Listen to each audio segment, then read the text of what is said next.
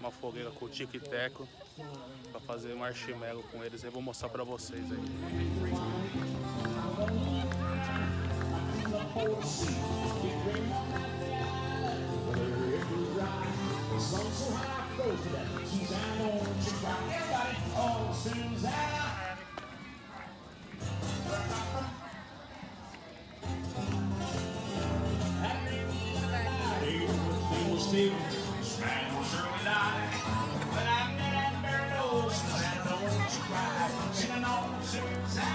O pessoal que vinha aqui no resort, ó, tem para tirar foto com o Tico e o Teco. If tomorrow all the things would die, work for all my life, and I had to start again with just my puppy and my wife, I thank my lucky stars to be living here today, cause the flag still stands for freedom. They can't take that away.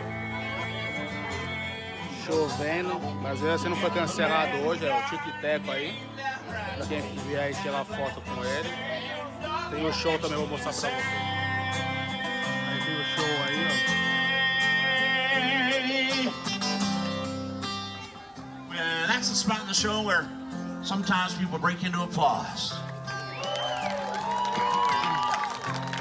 Sometimes unsolicited. Okay, I tell you what. I know we got people here from all over tonight. I'll sing the second verse. If you hear your part of the country, or maybe someplace you've been to and like a lot, let out with a big old woohoo, just because you're proud of the United States. Let's see what happens. From the lakes of Minnesota to the hills of Tennessee, across the plains of Texas, from sea to shining sea, from Detroit to Houston, from New York to LA, and that could be Los Angeles, Louisiana, or lower out. O pessoal que vinha aí começa às 8 horas da noite aqui no resort.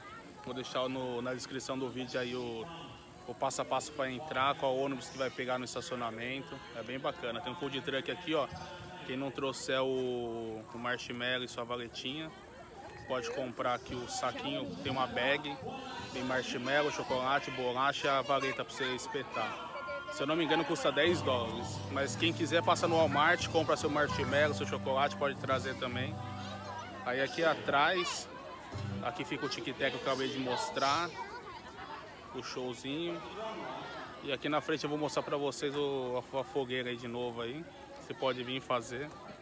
Ó, acabou de chegar meu marshmallow, torraram meu marshmallow. Mas é bem bacana. Aqui atrás, ó, tá as crianças fazendo marshmallow.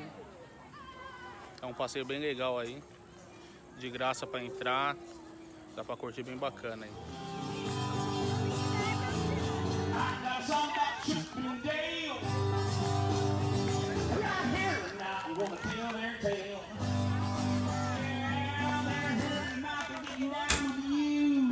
Daqui a pouco começa o cinema aqui no telão. A gente vai indo porque não tá chovendo.